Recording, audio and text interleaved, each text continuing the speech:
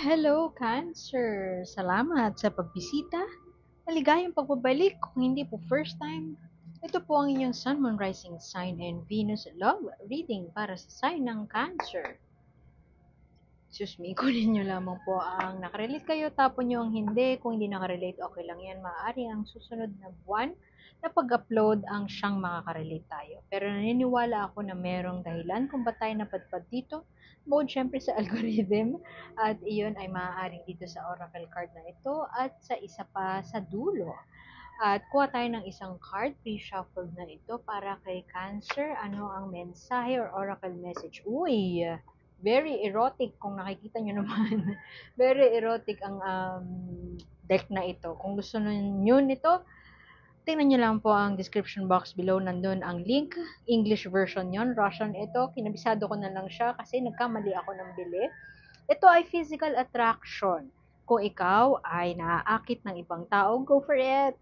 Go for it, Cancer. O pwede din na kung tayo ay nasa relasyon na kulang sa intimacy, sa papaanong paraan tayo makakapaglaan ng oras para magkaroon ng intimate connection sa ating partner. So touch, taste, and feel the love. This is physical attraction. Desire. Alam mo yun, yung inner, fire and instinct na to express love through physical touch. Go for it. Parang alam mo yun, yung yung parang luwiwanag ang buhay dahil nagkaroon na ng pagkakataon to release those trapped energies. Pwedeng may sexual tension between you and somebody, Cancer. Go for it. Huwag ka na mag-hesitate pa. Huwag ka na magdalawang isip para saan pa na kinikimkim mo ang lahat ng tinatago mong attraction dito sa tao na ito. Pwede din na yung iba sa inyo ay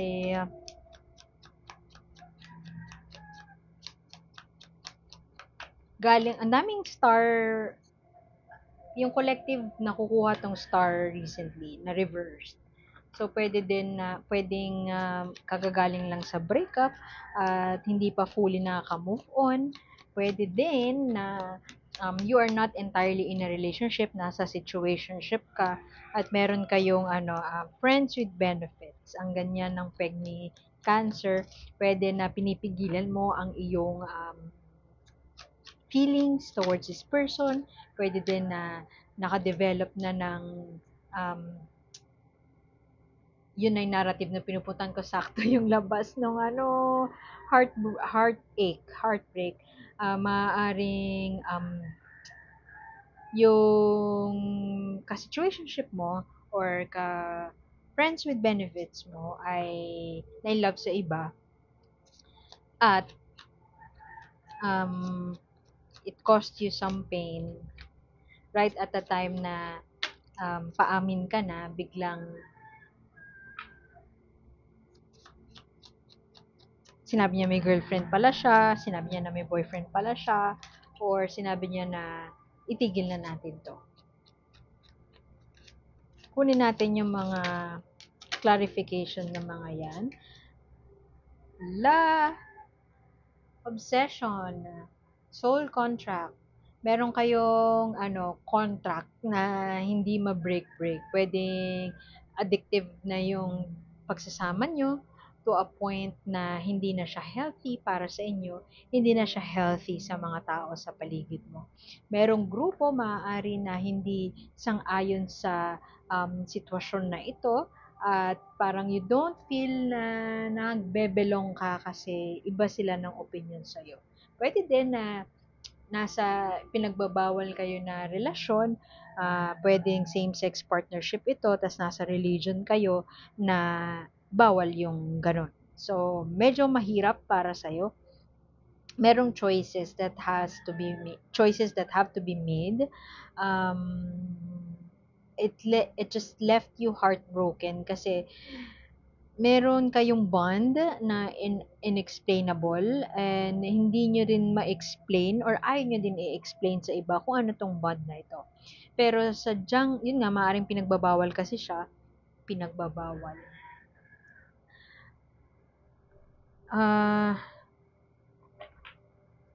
Hindi sumasang-ayon.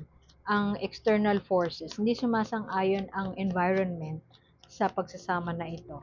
And it's causing you so much pain and nahirapan kang mag-move on kahit let's say naghiwalay na kayo, nahirapan ka na to move on from it.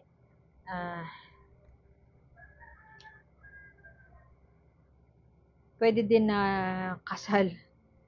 Kasal yung ano, yung ka-situationship mo and ikaw yung bigay ng bigay, pwedeng oras, pwede din pera. Yung iba sa inyo, siguro nafe-feel mo para ka ng sugar daddy, sugar mommy.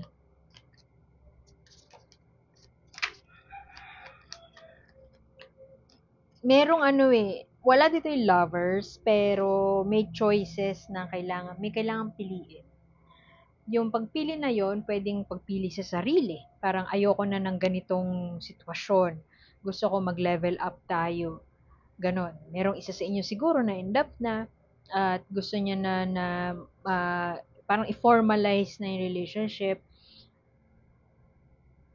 So, pinipili niya yung sarili niya dahil hindi siya pinili, nasaktan ka, ang pipili mo yung sarili mo at pipilitin mo na mag-move on.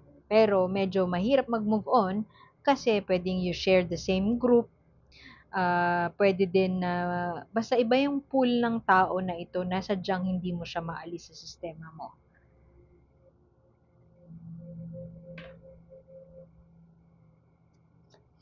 Merong isang bagay na nag-cause sa'yo ng heartache. Maaring pera. Unequal power relations, pwedeng ganun. At you're trying to heal from that. You're trying to move away from that.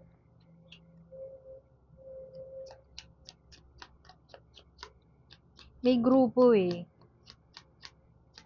May grupo na maaaring, yun nga parang religion, bawal. Pinagbabawal siya sa religion.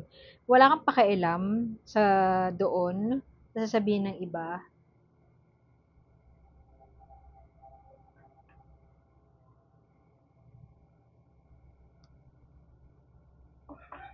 Pero, nahirapan ka ding gumalaw kahit pa wala kang pakialam.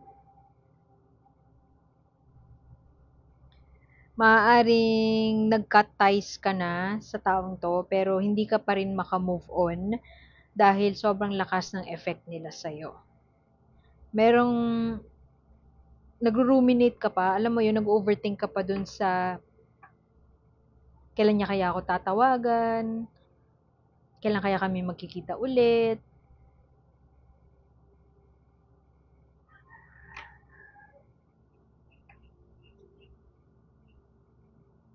Pwede din na itong ka-situationship mo ay mayaman. Kaya yung grupo or yung family niya, pwedeng family niya ay hindi sang-ayon dito sa pagsasama na ito. Pero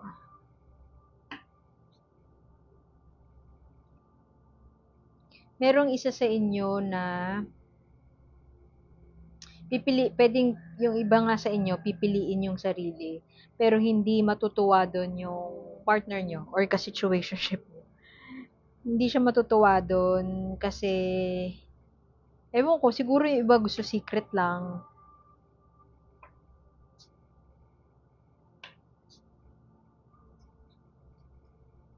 Tapos may tampo.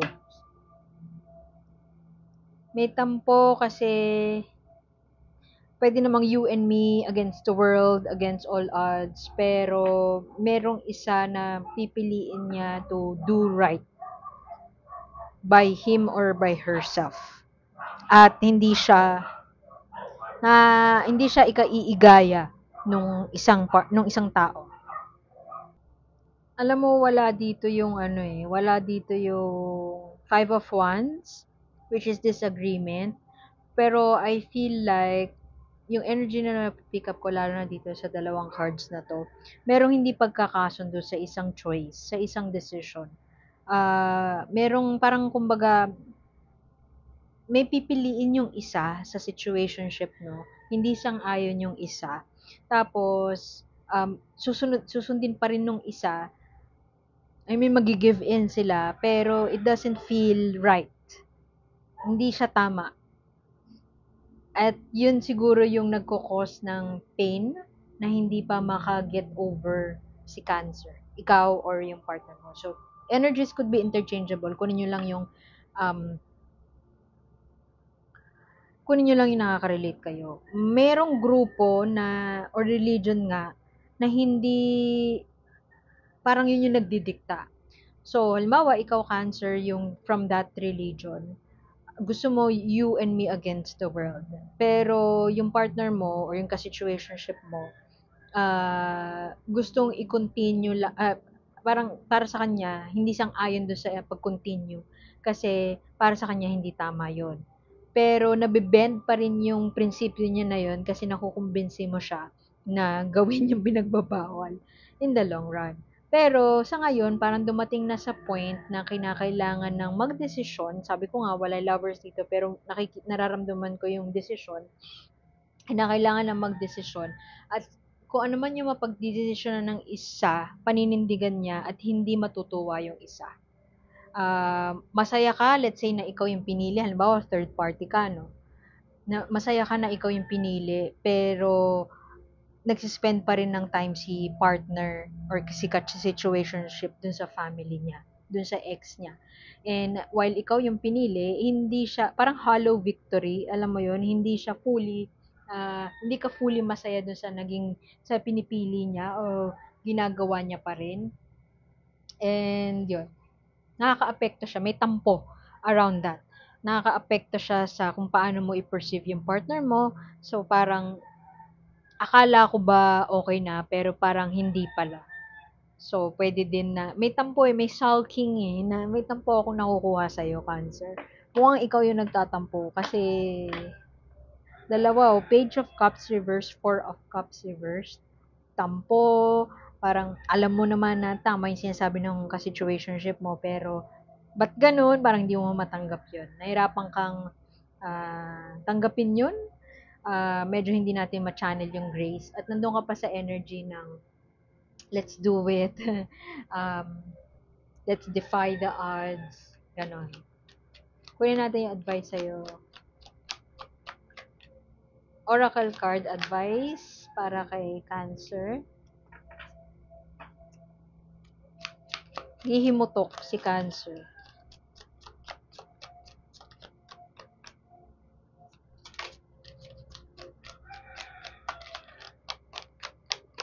Ayaw makikooperate. I mean, akala niya parang nakuha mo na, may success, napagtagumpayan mo, pero turns out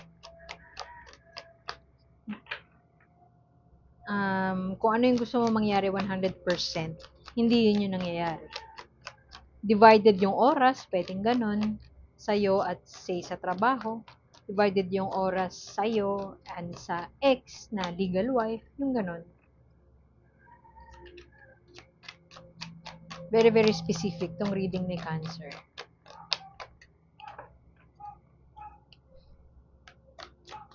Yung devil dito malakas temptation.